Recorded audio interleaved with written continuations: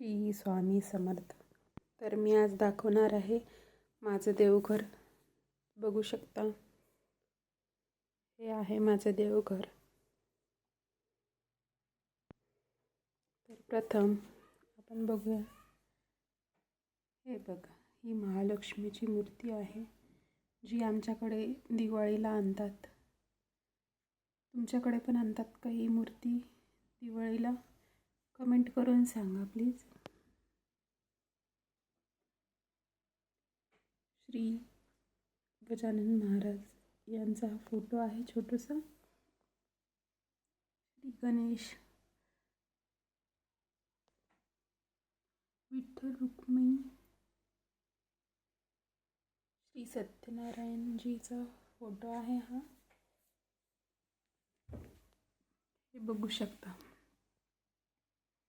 हे आहे आमच्या देवघरातील गाय आणि वासरू यांची मूर्ती. हे जे बघू शकता हे आहेत जेजुरीचे खंडेराया आणि त्यांच्या बाजूला बसलेली आहे बानुबया. हे आहे श्री स्वामी समर्थ.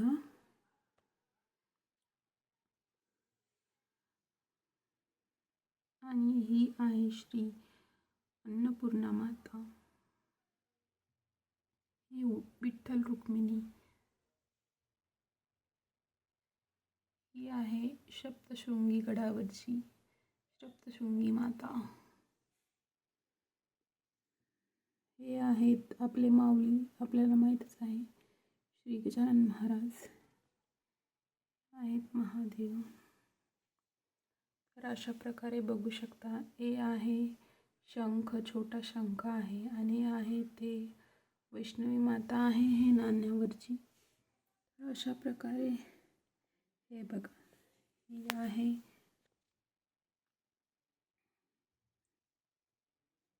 ही मूर्ती आहे गणपतीची. गणपतीच्या जवळ ही आहे रेणुका देवी. कारण की गणपतीजवळ नेहमी मातेचा वास असतो, त्याच्यामुळे माता श्री गणेशाच्या जवळच पाहिजे असते. श्री लक्ष्मी माता व गणेश.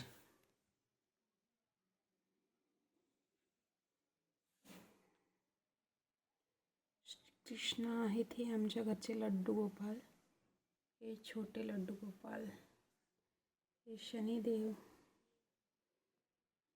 हे आहेत देवादिदेव महादेव यांचे यंत्र आणि महादेव. पार्वती माता.